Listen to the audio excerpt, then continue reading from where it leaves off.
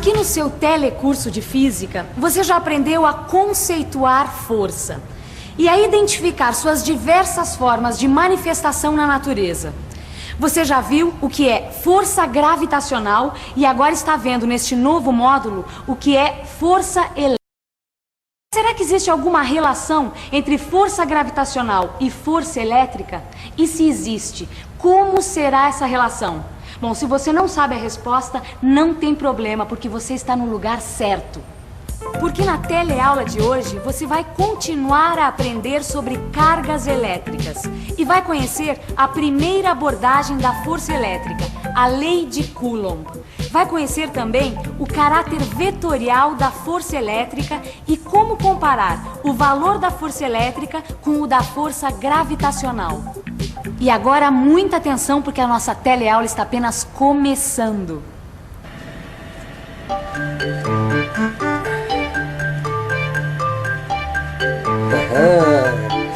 Olha só, Gil! Como é que fica grudadinho aí? Ô Vicente, a gente já viu isso, você não tá lembrado? Não. É a força eletrostática. As cargas do canudo fazem aparecer nessa madeira cargas contrárias. Tá certo. Isso daí é o famoso fenômeno da indução. Lembrou agora? Indução, né? É. Lembrei. Mas sabe que essa história de carga positiva e negativa, eu ainda faço confusão. Afinal, qual atrai qual? Bom, isso eu me lembro bem. É o seguinte, Ah. as cargas negativas do canudo empurram as cargas negativas da parede. E na parede, perto de onde está o canudo, vão ficar as cargas positivas. Estas cargas positivas da parede atraem as negativas do canudo e o canudo é atraído pela parede e fica grudado nela. Ah, é como se fosse um ímã, não é isso, Gil? É, quer dizer, será que é mesmo isso? Eu acho que é. Rapaz, eu acho que agora você me pegou, viu? Um ímã? Olha, pensa bem. É como se fosse um ímã, mas na verdade não é um ímã. E nem a parede nem o canudo estão imantados. Eles estão eletrizados, o que é diferente. Todas essas forças, as forças elétricas, as forças magnéticas e a força gravitacional, são parecidas, mas são forças diferentes. Bem, você constatou que só a parede está puxando. E como o canudo não pode entrar na parede, fica grudado nela, certo? Então você pode estar fazendo a seguinte pergunta. E se fossem duas coisas que estivessem puxando o canudo, para onde ele iria? Para responder isso, seria necessário um aparelho semelhante ao pêndulo eletrostático que você viu na teleaula passada, lembra? Esse aparelho me parece um pouco diferente do pêndulo eletrostático. Aquele pêndulo tinha um disco de alumínio aqui onde está essa flecha de papel metálico. É porque a intenção desse experimento, Rosinha, é mostrar que a força elétrica é um vetor. Então, olha só, essa flecha é feita de papel metálico, que nós já sabemos que se comporta como um condutor. Tá, e pra que você colocou esse canudo aqui na extremidade da flecha? E na verdade tem duas funções, Rosinha. A primeira é para servir de contrapeso e a outra para segurar a flecha na hora de carregá-la por indução. Bom, dá só uma olhada que é exatamente o que nós vamos ver agora, tá bom? Vamos lá, olha só. Com esses dois dedos eu seguro aqui, certo? Aí com o outro eu encosto no papel metálico. Aí eu aproximo o canudo, retiro o dedo e depois o canudo. Sempre nessa ordem? Sempre nessa ordem, olha só. Eu tô com o dedo no papel metálico, eu aproximo o canudo, retiro o dedo e depois o canudo, certo? Aí vamos ver o que acontece, olha só. Se eu aproximo o canudo da flecha, deixa eu aproximar mais aqui, olha só. Ó, a flecha começa a seguir o canudo, olha só. Mostrando a direção da força. A flecha é atraída pelo canudo porque suas cargas são contrárias às dele. Essa flecha que mostra a direção da força é chamada de vetor. Tá ficando bom esse nosso vetor, hein? Tá ficando bonitinho. Agora, É. será que ele vai ajudar a responder a nossa pergunta? Quer dizer, quando tiver duas forças agindo, para que lado esse vetor vai apontar? Bom, eu acho que não dá pra gente responder essa pergunta sem antes a gente fazer experiência. Não, isso é verdade, Talvez isso é verdade. Eu acho que ele vai responder sim, vai ajudar a responder. Agora não. Vamos lá, quer ver? Ó. Tá vendo, ó? Opa. Vai. Ó. A flecha, ó, tá vendo? Tá indo em direção ao canudo. Por onde está a direção da força, tá vendo?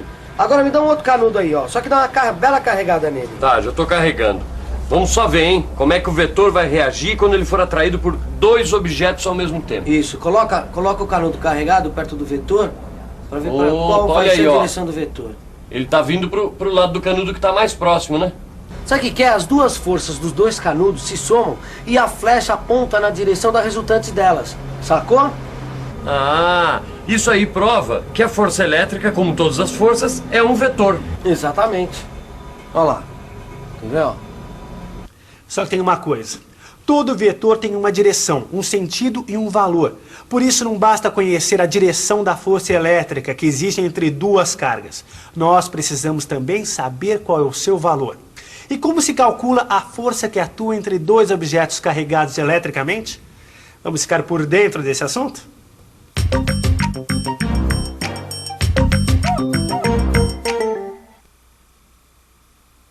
Quem descobriu como calcular a força que atua entre dois objetos carregados eletricamente foi Charles A. Coulomb, em 1784-1785. Ele mostrou que tanto as forças magnéticas como as forças elétricas variavam com o inverso do quadrado das distâncias, ou seja, elas obedecem às leis semelhantes às formuladas pela gravitação de Newton, que você já estudou. Para chegar às suas conclusões, Coulomb utilizou um aparelho com duas esferas carregadas positivamente. A esfera A é fixa, enquanto a esfera B está suspensa por um fio de quartzo. Coulomb notou que quando a esfera A se aproximava da esfera B, esta era repelida e exercia uma força que torcia o fio. Deste modo, Coulomb chegou à conclusão de que, se conhecesse o ângulo em que o fio girou, poderia calcular a força que estava sendo aplicada no fio e, portanto, a força existente entre as duas esferas. Maristela, mas afinal qual é a lei de Coulomb? Bom, primeiro vamos ver o seguinte, Rosinha. Se a gente carregar um pêndulo elétrico e aproximar um canudo dele, o que vai acontecer? O pêndulo vai ser repelido. Certo. E se a gente juntar a esse primeiro canudo um outro canudo carregado da mesma maneira, o que acontece? O pêndulo vai ser repelido com mais intensidade ainda. E isso acontece porque a força elétrica que existe entre dois corpos carregados eletricamente vai depender diretamente da quantidade de cargas de cada um deles. Quer dizer, quanto mais carga, maior será a força. Mas vamos ver ainda do que depende a força. Se a gente aproximar um canudo carregado de um pêndulo que também está carregado, vamos ver que quanto menor for a distância entre o pêndulo e o canudo, maior vai ser a força. Ou seja, a força depende inversamente do quadrado da distância. A força depende inversamente do quadrado da distância. Bom, o que isso quer dizer? Quer dizer que se a gente dividir a distância por 2, a força vai aumentar 4 vezes. Se a distância for dividida por 3, a força vai aumentar 9 vezes. Se a divisão for feita por 4, a força aumenta 16 vezes, e assim por diante. É por isso que se pode dizer que a força elétrica que existe entre dois corpos carregados eletricamente depende inversamente do quadrado da distância que separa esses dois corpos. Mas como você faz para medir a quantidade de cargas existentes num corpo? Bem, a unidade de quantidade de cargas é o Coulomb. E um Coulomb é uma carga muito grande. Por exemplo, durante uma tempestade, as cargas elétricas das nuvens que produzem aquelas imensas faíscas são da ordem de uns 20 coulombs. 20 coulombs? Puxa, eu achava que os raios deviam ter centenas deles. E para representar matematicamente a lei de Coulomb, será que é difícil? Bom, vamos supor que a gente tenha duas cargas elétricas. E vamos chamar essas cargas de Q1 e Q2. E vamos imaginar que essas duas cargas elétricas estão separadas por uma distância d. E a gente já viu que a força eletrostática ou elétrica depende do valor de Q1, do valor de Q2 e do inverso do quadrado da distância entre elas. Podemos escrever que o valor da força elétrica F é proporcional a essas grandezas, deste modo. Assim nós estamos dizendo que existe proporcionalidade entre F e as outras grandezas. Esta relação pode ser lida também da seguinte maneira.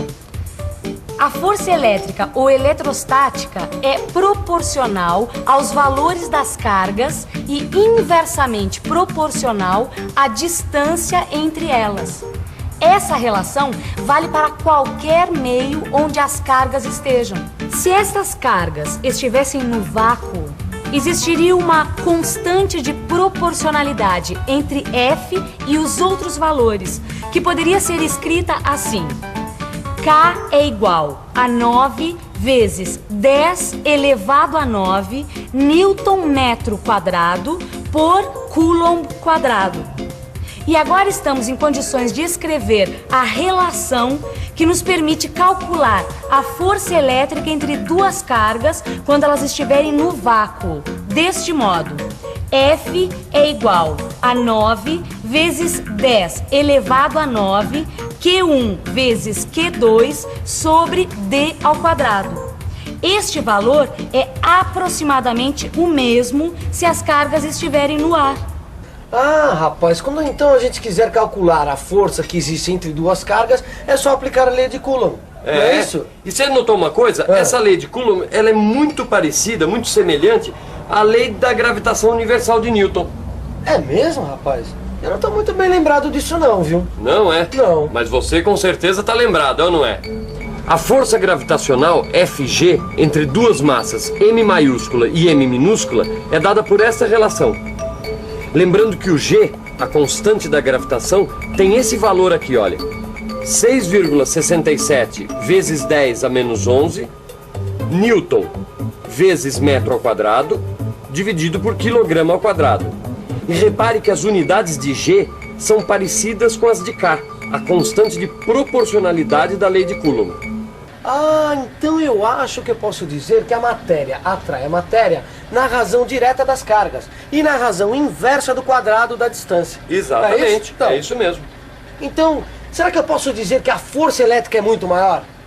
Bom, olha, para isso aí você vai já precisar fazer uns outros cálculos, viu? Aliás, esses cálculos você vai encontrar detalhados no seu livro de física. Bom, mas de qualquer maneira, Vicente, a gente vai ter que usar a lei de Newton para calcular a força gravitacional e a lei de Coulomb para calcular a força elétrica. E essas duas forças são forças de atração. Perfeito. Não é isso? Agora, precisa lembrar de uma outra coisa. O quê? A força gravitacional é só de atração e a força elétrica pode ser de repulsão, entendeu?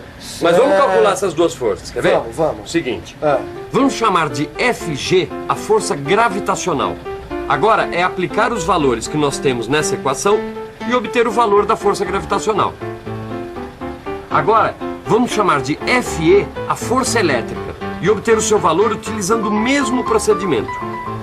Agora, vamos dividir o resultado que a gente obteve para a força elétrica pelo resultado da força gravitacional. Olha só, aproximadamente 2 vezes 10 a 39. Viu só? Conseguimos saber matematicamente quantas vezes a força elétrica é maior que a força gravitacional. Mas repare que é um valor aproximado.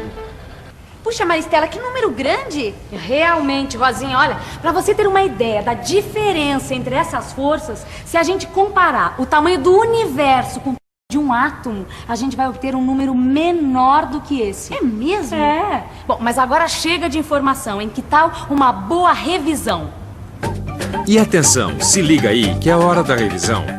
Na teleaula de hoje, você conheceu a lei de Coulomb para cargas elétricas. Conheceu também o vetorial da força elétrica e o vetor, o dispositivo que permite visualizar esta força. E constatou o quanto a força elétrica é maior do que a força gravitacional.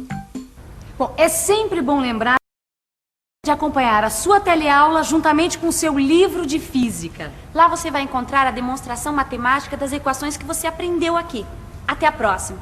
Até a próxima. Tchau. Tchau.